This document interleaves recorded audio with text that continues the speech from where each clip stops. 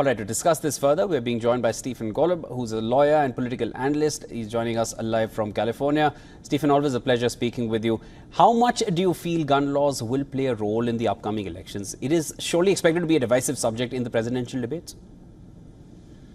It's hard to say, actually, because there will be other issues on the agenda in the election. Certainly, the very survival of our democracy, which, frankly, Donald Trump threatens explicitly.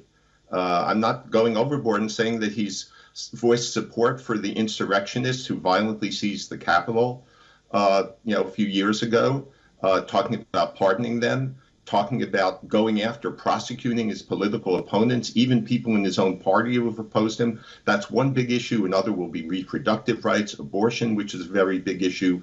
Will guns be as big an issue? Perhaps not.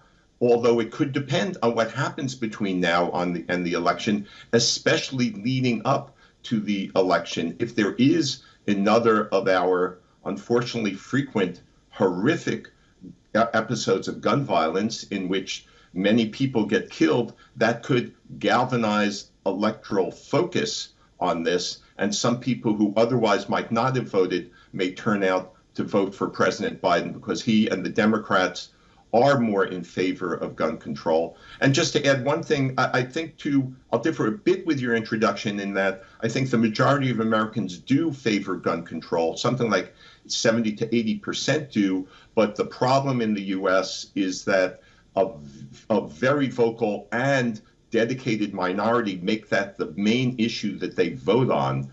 Only about a third or so of Americans own guns, but those who do, the average is that they have 5 guns per household. That's an indication of their sentiment and dedication to guns.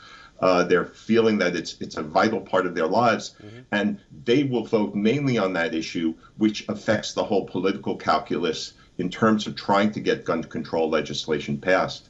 Stephen, now the figures that we had in our report, they are astounding. And as you mentioned that there are bigger issues, and I agree with that, there are bigger issues, but then the minority that you mentioned, which owns guns, it is critical to them. So talk to us about, the gun laws. Will it just remain a political flashpoint in the US, or can one expect the mounting death toll from gun violence to come down and some concrete steps to curb gun violence in these terms? Because whether it's been Trump or Biden, we've seen enough gun violence in both their terms. Well, we've seen more than enough, and frankly, it's our national sickness that we still don't control guns, and that our control over guns is weaker than almost any other society, except those that are effectively war torn and they don't have the power to legislate or enforce gun control. Will there be a change? Boy, it's hard to say given the dynamics I just sketched. I think that if the Democrats do get to a point where they control the presidency and have substantial majorities in both the Senate and the House of Representatives, then we could see substantial gun control legislation.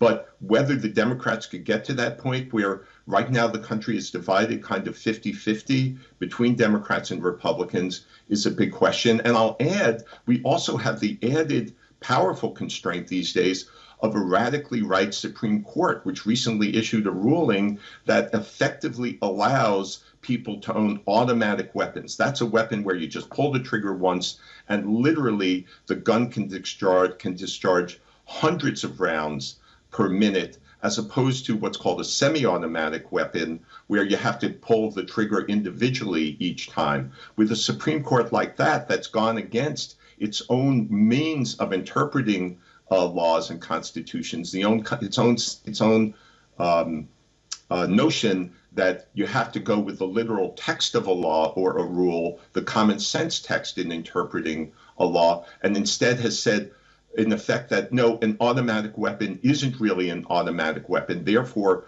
these types of weapons are allowed, these death machines, really. Then you've got both the political aspect and you've got a Supreme Court which decides many issues ultimately in the U.S., weighing against strong gun control in the near future. All right, Stephen, always a pleasure speaking with you. Happy to have you here on Pulse with us. You never mince your words and you always say it like it is, and that's one of the best parts of having you on the show. Thank you so much. That was Stephen Golub, lawyer and political analyst, joining us from California. Thank you.